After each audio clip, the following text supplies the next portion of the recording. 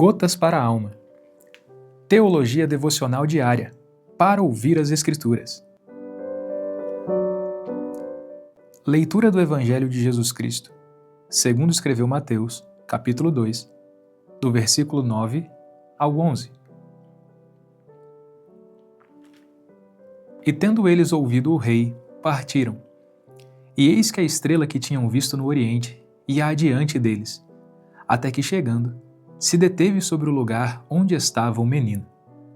E vendo eles a estrela, alegraram-se muito com grande júbilo. E entrando na casa, acharam o menino com Maria, sua mãe, e prostrando-se o adoraram. E abrindo seus tesouros, lhe ofertaram dádivas, ouro, incenso e mirra.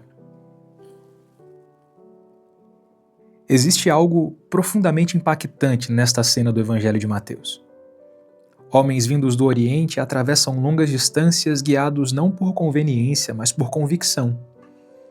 Eles não estão em busca de um palácio, nem de um trono revestido de glória política. Procuram uma criança, um menino, o rei prometido. E quando finalmente o encontram, a narrativa bíblica, no versículo 11 do capítulo 2 do Evangelho de Mateus, não enfatiza primeiramente aquilo que eles disseram, mas aquilo que fizeram.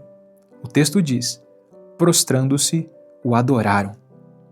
Antes das ofertas houve rendição. Antes dos presentes houve reverência.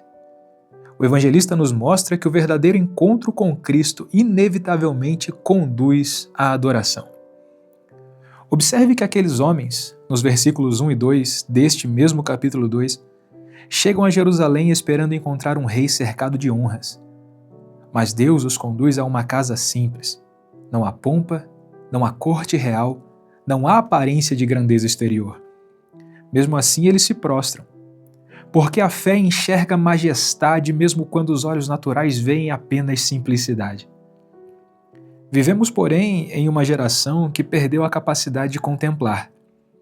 Estamos constantemente distraídos, acelerados, absorvidos por telas, notificações, entretenimentos vazios e preocupações superficiais. Muitos dizem amar a Cristo, mas já não conseguem permanecer alguns minutos em oração sincera, em silêncio diante da palavra ou em adoração reverente. Temos tempo para tudo, menos para Deus. Consumimos conteúdo religioso em velocidade frenética.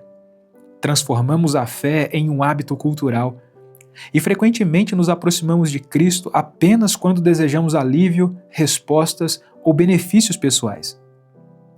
Mas diferente de nós, o texto nos mostra que os magos não foram a Belém para receber algo de Jesus, foram para adorá-lo.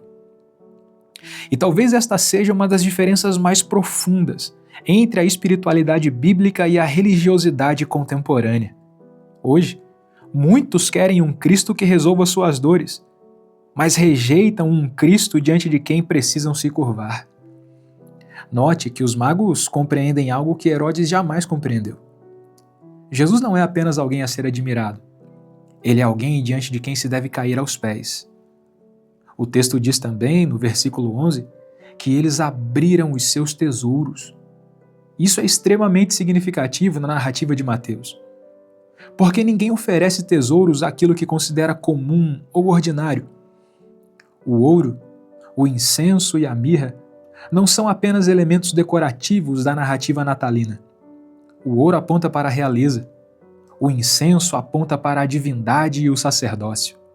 A mirra, frequentemente associada ao sofrimento e ao sepultamento, já antecipa a sombra da cruz. Mesmo ainda menino, Cristo já é apresentado como Rei, Deus e sacrifício. Mateus parece nos lembrar que a encarnação nunca pode ser separada da redenção.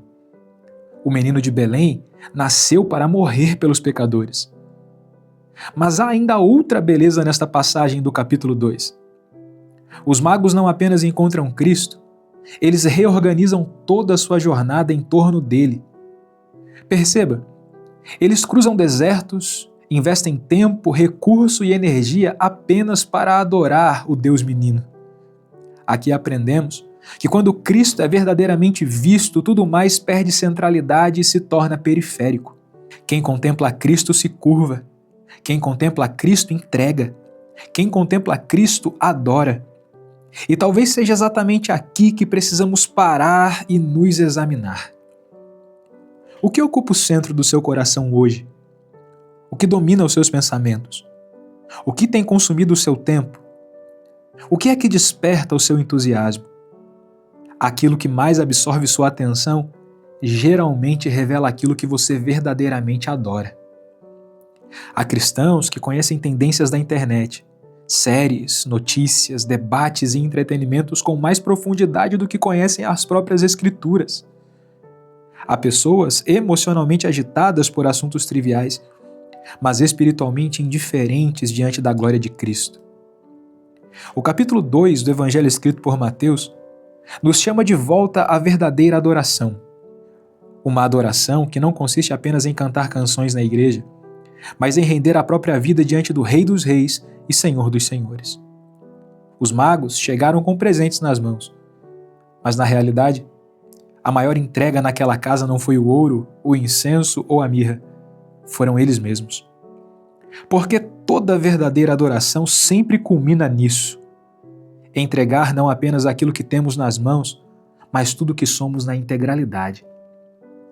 E talvez esta seja a pergunta silenciosa que esse capítulo do Evangelho tem para nós hoje. Quando foi a última vez que estivemos verdadeiramente prostrados diante de Jesus Cristo, nosso Senhor? Receba essa gota para a sua alma. Deus te abençoe. Que a palavra de Deus habite abundantemente em seu coração. Até o próximo episódio.